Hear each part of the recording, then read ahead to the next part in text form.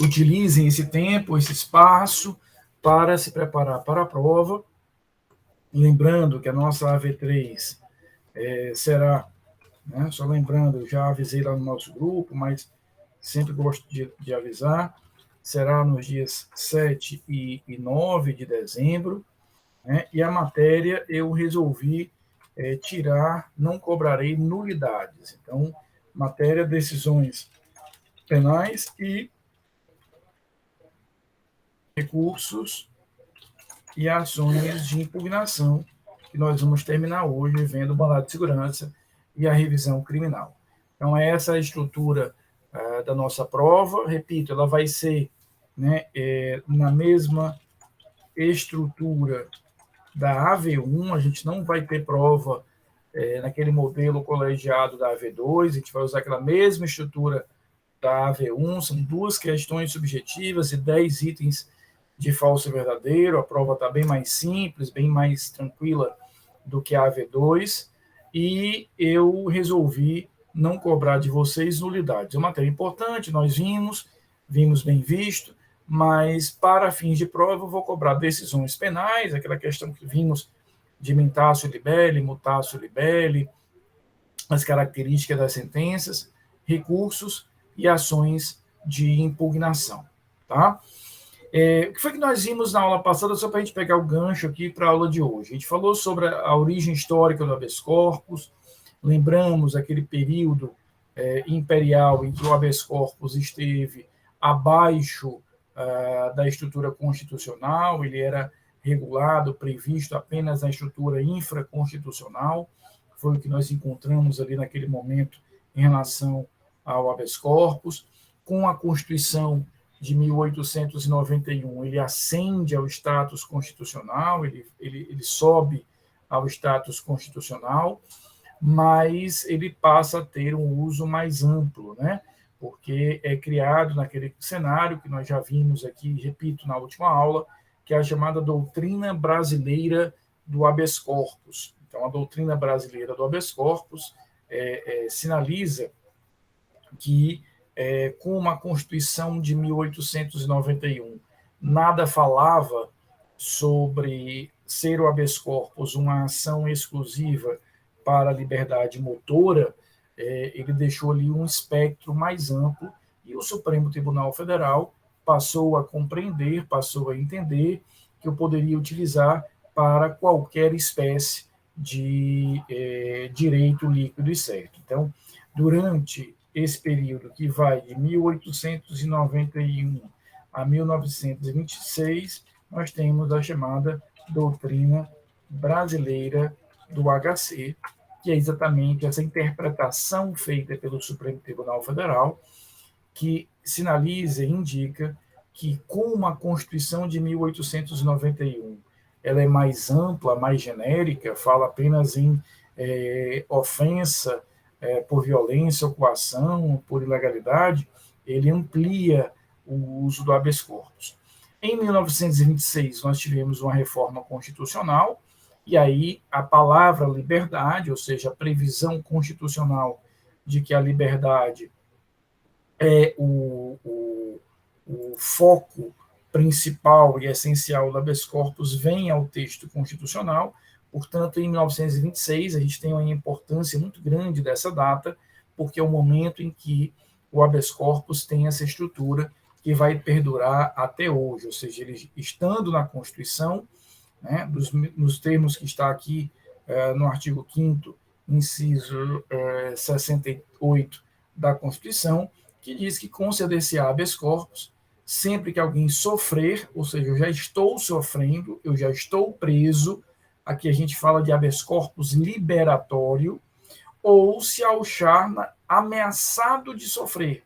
Aqui eu teria a figura do chamado habeas corpus preventivo, é aquele habeas corpus que eu utilizo porque há uma ameaça concreta, efetiva, sobre a minha liberdade, ou seja, já existe ali uma ameaça pairando sobre a minha liberdade. Eu estaria aqui, repito, nessa figura do ameaçado de sofrer por coação ou violência na minha liberdade de locomoção por ilegalidade ou abuso de poder. Então, aqui a gente vai ter os pilares que definem o uso do habeas corpus. Primeiro, é uma ação constitucional voltada exclusivamente para a proteção da liberdade de locomoção, da liberdade de ir e vir, dessa liberdade motora.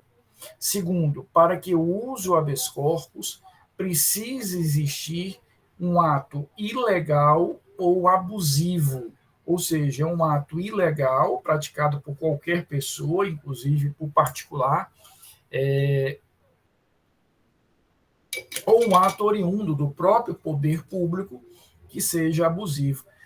Eu me lembro aqui, Levi, Marcelo, Ailson, de duas questões do exame de ordem que tratavam do habeas corpus nessa dimensão, Cássio, da ilegalidade. Por quê? Porque quando a Constituição fala que em limitação indevida na sua liberdade de locomoção por ilegalidade, ela está antevendo que isso pode ser praticado por um particular, ou seja, não precisa vir do poder público. Um particular pode realizar aquele ato que denote, que represente, que leve ao uso do habeas corpus. E aí eu me recordo de duas questões do exame de ordem. A primeira dizia que um jogador de futebol tinha ido à concentração ali do time, da equipe dele, antes do jogo, e gostaria de sair, e o clube de futebol trancou o portão da concentração. Ele perguntava se você poderia utilizar o habeas corpus nesse caso. Sim, porque, veja, aquele jogador de futebol possui um contrato firmado com aquele clube, e isso o obriga a realizar alguns atos, a ir à concentração, mas o clube de futebol, assim como qualquer empresa privada, qualquer agente particular, não tem essa prerrogativa de prender, de limitar a liberdade de quem quer que seja. Aquele jogador, se ele quiser sair da concentração, ele tem o direito de sair. Claro, isso vai representar consequências contratuais, ele pode pagar uma multa, pode ter ali o contrato quebrado, não há problema. Porém, eu não posso prendê-lo, trancá-lo. Então, é um exemplo de uso contra particular do habeas corpus. Uma outra questão também do exame de ordem, uns anos atrás, envolvia especificamente a figura do hospital, ou seja, aquele que tinha pago ali a conta do hospital, ele tinha celebrado já, desculpa, aquele que estava de alta médica, ele já tinha efetivamente recebido a alta médica, já poderia, portanto, sair do hospital, ele não precisava ali continuar, mas o hospital não liberava porque ele não tinha pago a conta. Isso também é um exemplo de uso do HC por ilegalidade. O cara vai continuar com a dívida que o hospital cobre através dos meios judiciais, uma ação de cobrança, uma ação de execução, o que quer que seja. Mas ele não pode simplesmente dizer, não, você não sai do hospital, você não tem alta enquanto não pagar. Então, isso é o uso do HC no elemento da ilegalidade. Eu também tenho o uso do HC como abuso de poder, ou seja, aquelas situações em que o poder público, o Estado, extrapola, avança, ultrapassa os limites que ele tinha ali de poder. Aqui é o caso clássico da prisão ilegal, a prisão ilegal por excesso de prazo, a prisão ilegal por falta de fundamentação, a prisão ilegal porque quem expediu é uma autoridade incompetente, e etc. O caso diz o seguinte, professor, o responsável por essa decisão pode ser processado por cárcere privado? Pode sim. Aquele ato que ele realizou é um ato ilegal, e a tua pergunta é muito interessante, Cássio, para que a gente possa situar essas duas dimensões. Uma coisa é a dimensão processual, que me autoriza a usar o habeas corpus como um instrumento rápido para garantir a liberdade daquela pessoa, do atleta lá de futebol, daquela pessoa que está internada no hospital, sem prejuízo de uma outra vertente, você vir a responsabilizar aquele agente, eventualmente, por cárcere privado ou qualquer outro crime, constrangimento legal, o que quer que seja, dentro do caso concreto. São linhas paralelas e ações que são, em si, paralelas, tá? Uma última coisinha que eu gostaria de ver com vocês sobre o habeas corpus é o entendimento que o Supremo Tribunal Federal passou a ter a partir, veja, de 2012, né? Eu trouxe aqui só um fragmento do habeas corpus 109.956, é inadmissível a impetração de habeas corpus quando cabível recurso ordinário constitucional. Admitir o habeas corpus como substitutivo do recurso, diante de expressa previsão constitucional, representa burla indireta ao instituto próprio, cujo manejo está à disposição do sucumbente, observados os requisitos pertinentes. Esse entendimento é um entendimento de 2012. O que é que acontecia? Até 2012, havia uma bagunça generalizada no uso do habeas corpus. Ou seja, o habeas corpus se tornou, até aquele momento, isso foi um crescente nos últimos anos, um remédio para qualquer tipo de mal, um instrumento para você usar de forma irrestrita. Então havia um abuso no uso do habeas corpus, ou seja, a gente viu, acabamos de ver na Constituição, que eu só tenho como justificar o uso do habeas corpus diante de uma prisão ilegal ou abusiva. E simplesmente havia o uso do habeas corpus de forma irrestrita. Eu ia usando com tudo que eu tinha, com todos os elementos que eu tinha. A gente percebe que o que o Supremo faz em 2012 é efetivamente esse choque de arrumação, esse conflito aí sendo superado. Ou seja, ele vai dizer, olha, se contra aquela decisão, se contra aquele ato, existe a previsão de um recurso em sentido estrito, apelação, agravo de execução, recurso especial, recurso extraordinário, recurso ordinário constitucional, use o recurso. Ou seja, não substitua o recurso pelo habeas corpus, a não ser em casos muito extremos, onde você percebe que a tramitação regular do recurso não protegeria, não atenderia à proteção que eu precisaria fazer. Então, a gente percebe que o Supremo Tribunal Federal, a partir de 2012, passa a dizer, olha, se há um recurso, priorize o uso do recurso, não o substitua pelo habeas corpus. Então, o habeas corpus passou a ser, volta para o seu trilho, né, que é o quê? O uso quando não existe uma outra estrutura processual, ou em casos de, apesar de eu visualizar o uso possível de um recurso, há uma urgência muito grande, uma ilegalidade grave, eu preciso ali de uma medida mais rápida. Então, é possível o habeas corpus substituir, ser sucedâneo de um recurso? É possível, mas em caráter excepcional, em caráter não direto em relação a isso. Tá? Vamos aqui ver o mandado de segurança. E a forma de ver o mandado de segurança em matéria penal, eu preparei uma forma mais didática, que é comparando com o habeas corpus. Por quê? Porque o mandado de segurança ele é uma ação constitucional de natureza subsidiária. O que significa isso? A Constituição coloca os dois no mesmo patamar, mas ela diz assim, usa o habeas corpus para proteger a locomoção, o direito de ir e vir, use o habeas corpus para proteger o direito de ir e vir, e use o mandado de segurança para proteger qualquer outro direito líquido e certo. Então, eu vou usar o habeas corpus para proteger o direito de locomoção, esse direito de ir e vir, e vou usar o mandado de segurança para uma atuação genérica, qualquer outro direito líquido e certo. Então, o que acontece? O uso do habeas corpus é específico, o uso do mandado de segurança é genérico.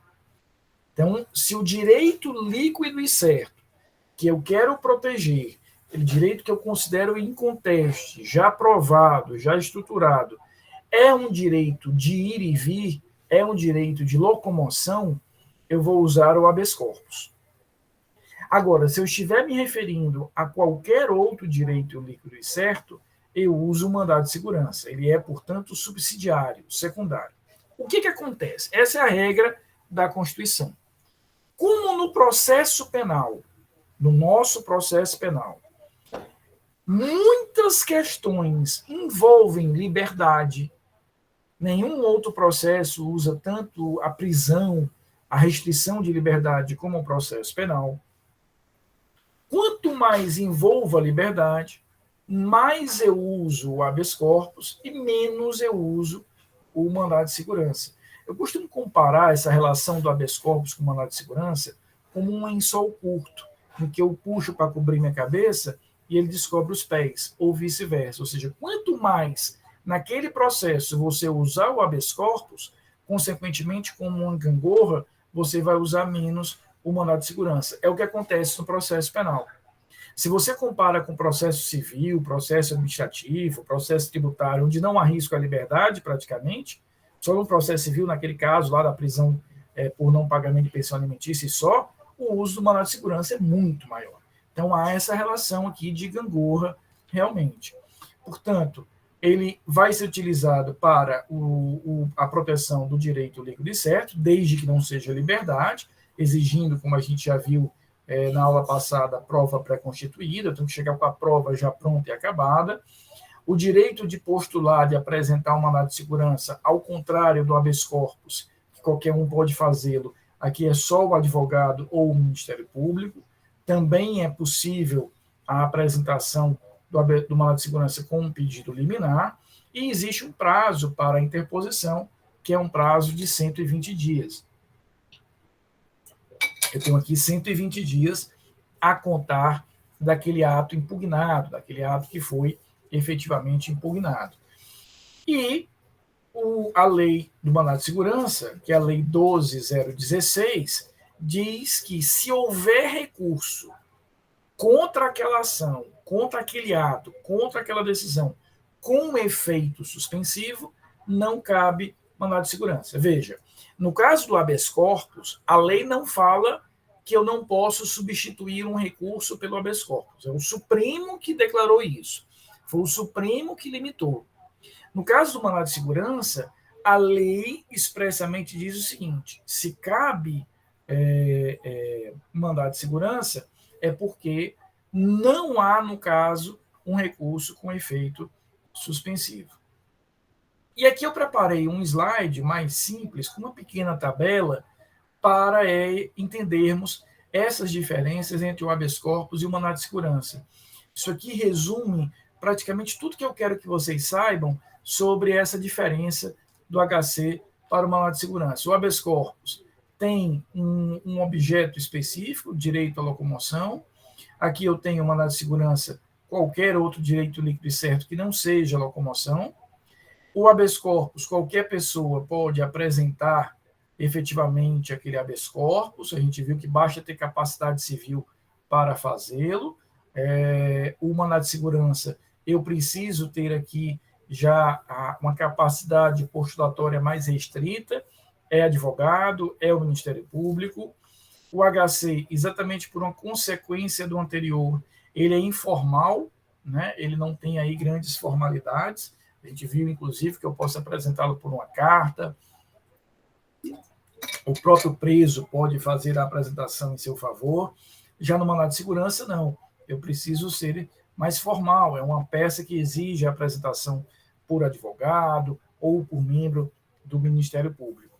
Ele não possui prazo para interposição. Eu não consigo visualizar um prazo, ou seja, a qualquer tempo eu vou poder utilizar o HC, diferentemente do mandado de segurança, que ele tem um prazo aqui de 120 dias para a sua utilização. Como a gente viu, a jurisprudência do Supremo diz que, a princípio, não é possível substituir um recurso pelo habeas corpus, ou seja, deixar de apresentar o recurso para apresentar um habeas corpus, salvo em situações muito específicas, de muita urgência. E o mandado de segurança, a lei, de forma expressa, diz que, se houver recurso, use o recurso. Alexandre, pode perguntar, querido, fique à vontade. Professor, No caso do prazo do mandado de segurança, ele começa a contar a partir de que momento? A partir do momento, excelente sua pergunta, a partir do momento em que eu tenho ciência daquele ato, ou seja, do dia em que eu tiver ciência formal daquele ato que eu quero impugnar. Deixa eu te dar um exemplo clássico de uso do mandado de segurança em matéria penal, Alexandre. O Ministério Público pediu ao juiz a produção de uma prova, o juiz indeferiu. Veja, o Ministério Público não tem como usar o habeas corpus, porque ele, Ministério Público, não está ameaçado na sua liberdade de forma nenhuma. Ele é a acusação. Então, qual o caminho que ele teria se ele considerar que aquela prova realmente é indispensável, tem que ser produzida de forma urgente? O mandado de segurança. E aí eu contaria esse prazo de 120 dias a contar de quando? Do dia em que eu intimar o Ministério Público daquela decisão, do dia que ele tomar ciência daquela determinada decisão, passa a contar o prazo. Obrigado pela tua pergunta, porque é importante a gente fixar realmente esse entendimento. Certo. Valeu, professor. Nada, querido, eu que agradeço. Então, para encerrarmos o mandado de segurança, repito, a gente tem aquela gangorra, né? A gente usa pouco o mandado de segurança em matéria penal, porque a gente usa muito o habeas corpus. Veja o que nos diz a Constituição. Conceder-se-á mandado de segurança para proteger direito líquido e certo, não amparado por habeas corpus ou habeas data, ou seja, desde que esse direito não seja liberdade de locomoção ou acesso a informações, quando o responsável pela ilegalidade ou abuso de poder for a autoridade pública ou agente de pessoa jurídica no exercício de atribuições do poder público. Aqui a gente percebe uma diferença de sujeito, ele é mais restrito, ele é mais limitado. O habeas corpus, como eu falei com vocês agora há pouco, ele pode ser utilizado contra particular e contra o Estado. Lembra aqueles exemplos do hospital, do clube de futebol. Já o mandado de segurança, ele somente será utilizado contra o Estado, contra o poder público. Ele não pode ser utilizado se não for através de uma ação do poder público, tá? Ou de alguém investido, né? Direito líquido e certo, Lucas, é qualquer direito que já está claro, que já está aprovado. Ou seja, é um direito evidente, óbvio. A lei, por exemplo, imagina que o Código Penal, como a gente viu, ele vai dar o direito da defesa apresentar lá no júri, em 5 dias, as suas testemunhas para serem ouvidas no júri. Imagina que o juiz não ouviu a defesa. A defesa pode impetrar, não ouviu a acusação. A acusação pode apresentar um mandado de segurança dizendo, olha, eu tenho direito líquido e certo, inconteste, indiscutível, que está previsto na lei, de apresentar testemunhas para serem ouvidas na sessão de julgamento. Tá? Então, eu tenho efetivamente esse direito líquido e certo aí para apresentar as testemunhas. Seria um exemplo de direito líquido, ou seja, aquele direito que está provado, que está demonstrado, que já está evidente que efetivamente aquela parte possui. Tá? Queridos, chegamos agora na última matéria do semestre. Aquele semestre que começamos lá em agosto, esses 4 longos meses aí, estamos finalizando agora a última coisinha que eu quero ver com vocês, que é a revisão criminal. Veja, a revisão criminal, ela é parecida, ela é assemelhada à ação rescisória cível. Ela é próxima da ação rescisória cível. O que ela diz?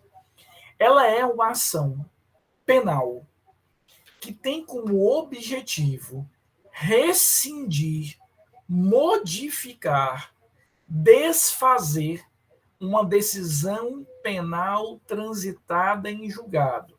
Então, preste atenção nesse detalhe. Houve todo o processo penal, com todos os recursos, fui ao Tribunal de Justiça, fui ao STJ, fui ao STF, usei todos os meios ali possíveis e imagináveis para a apresentação, efetivamente, da ação de revisão, né? E aí temos, efetivamente, a estrutura, né, de que, havendo trânsito em julgado, né, a gente vai ter, efetivamente, a possibilidade de estruturarmos, dentro dessa ação, a desconstituição da coisa julgada. Então, veja, a ação de revisão criminal tem como objetivo, tem como foco desconstruir, desfazer algo que transitou em julgado. Então, o requisito fundamental da ação de revisão criminal é efetivamente trabalhar para a desconstrução da decisão penal que transitou em julgado. É isso e somente isso que a ação efetivamente de revisão vai fazer. Então, ela tem como pressuposto fundamental que eu apresente ali a certidão de trânsito em julgado. Em outras palavras, enquanto aquele processo não for alcançado pela coisa julgada, enquanto aquele processo não transitar em julgado, não tenho como utilizar efetivamente a revisão criminal. É um requisito fundamental. E, Lucas, a revisão criminal é sim um exemplo de ação de impugnação autônoma ou genérica, ou seja, quais são as ações de impugnação genéricas e autônomas? O habeas corpus, o mandado de segurança e a revisão criminal. As três são ações que exigem a prova pré-constituída, essa prova pronta e acabada, e irão efetivamente ser capazes de ingressar aí com uma nova postulação ao judiciário. A diferença é que o mandado de segurança e o habeas corpus eu utilizo antes do trânsito em julgado e a revisão criminal eu vou utilizar depois do trânsito em julgado. O habeas corpus até pode ser utilizado depois do trânsito em julgado, mas em regra é a revisão criminal. Ela não possui um prazo pré-definido, ela pode ser apresentada inclusive pelos sucessores do condenado. Imagina, o réu foi condenado, transitou em julgado, morreu, os seus sucessores legais, filhos, netos, cônjuge, ascendentes, podem apresentar a revisão criminal para rescindir aquela condenação. Aí você poderia me perguntar, Wilson, Lucas, Cássio, Rafael, por que um filho ou um neto apresentaria uma revisão criminal se o condenado em si já morreu, ele não tem mais como cumprir pena? Ora, eu tenho aqui a ideia dos efeitos extrapenais, porque por mais que a pena criminal ela não seja transmitida aos herdeiros, o dever de reparar o dano é. Então, isso tem um efeito patrimonial nos sucessores, ou seja, aquele condenado morreu, mas o que ele tem que indenizar a vítima, efetivamente será transmitido aos sucessores. Da mesma forma, eu também posso apresentar isso para limpar a imagem, a honra, né? Tem todos esses efeitos sociais e morais. Então, ela não tem prazo para ser oferecida, podendo ser oferecida, repito, até mesmo por sucessores. Agora, somente a defesa pode apresentar a revisão criminal. A acusação, em nenhum contexto, em nenhuma situação, tem legitimidade para apresentar essa revisão. Apenas a defesa é que pode fazê-lo. Só a defesa vai poder apresentar essa revisão. A legitimidade aqui é exclusiva da defesa. Então, pontos importantes da revisão criminal. Ela tem como pressuposto obrigatório aquela decisão ter transitado em julgado. Não tem um prazo definido. Não pode ser apresentado pela acusação. Cássio, esse terceiro, ele seria legitimado excepcionalmente se fosse para beneficiar o réu, mas em regra não. Em regra é só o réu e seus sucessores, tá bom? Em alguns casos tem se admitido a defensoria pública quando eu provar que aquele réu não tem por meios próprios e etc, e é um caso mais sério e por aí vai. E o que acontece? O parágrafo único do artigo 622 diz que eu posso apresentar várias vezes a ação de revisão criminal, desde que cada uma delas seja por um motivo novo. Eu posso apresentar cada uma por um motivo novo. Eu não posso, efetivamente, apresentar essa revisão revisando os mesmos motivos. Ou seja, o réu foi condenado, transitou em julgado, ele sempre alegou que não foi ele o autor do fato. Aí, num outro processo, aparece, por exemplo, alguém confessando aquele fato, ou um vídeo que demonstra que ele não foi o autor, ou um exame de DNA feito que demonstra que ele não foi o autor. Essas provas, uma confissão, uma nova testemunha, um novo vídeo, um exame de DNA, é que vão autorizar o uso da revisão criminal. Eu vou ao tribunal dizendo, olha, tribunal, essa decisão precisa ser revista, precisa ser reformada, porque surgiu uma prova que ninguém conhecia, surgiu uma prova que ninguém sabia, que vai desfazer aquela condenação.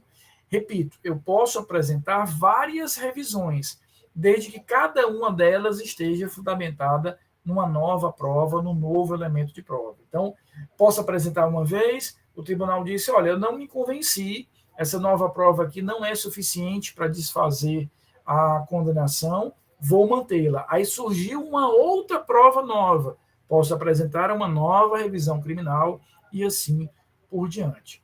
O artigo 621 do Código de Processo Penal traz as hipóteses de cabimento através das quais eu posso efetivamente aplicar e utilizar a revisão criminal.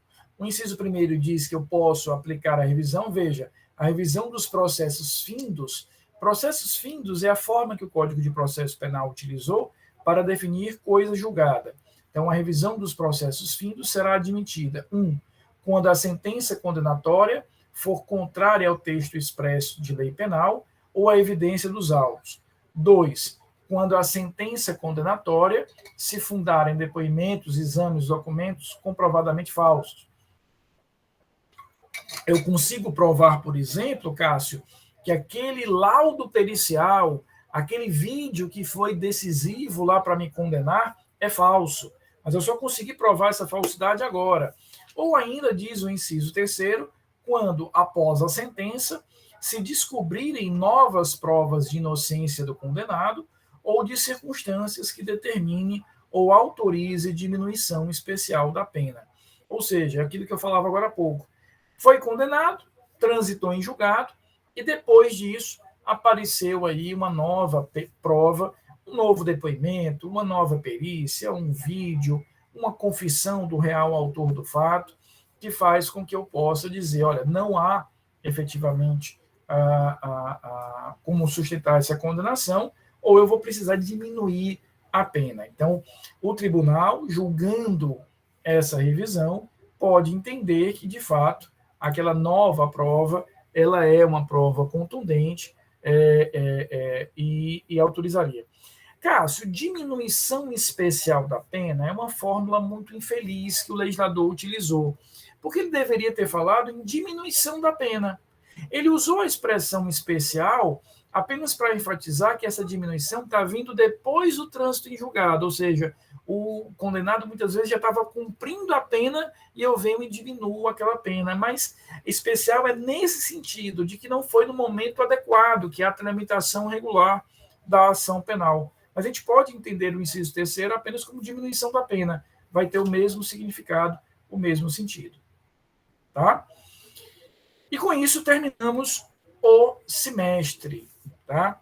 Meus queridos, eu reservei para esse finalzinho de aula, nessa nossa última aula de conteúdo do semestre, um agradecimento muito especial a todos vocês. Todos, eu não vou nominá-los aqui, mas eu queria agradecer demais.